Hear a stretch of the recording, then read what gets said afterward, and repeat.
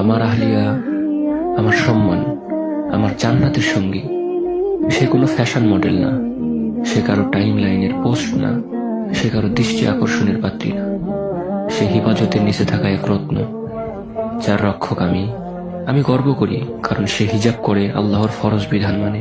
সে পর্দায় থাকে কারণ সে জানে তার সৌন্দর্য আমার জন্য, অন্য কারো জন্য না।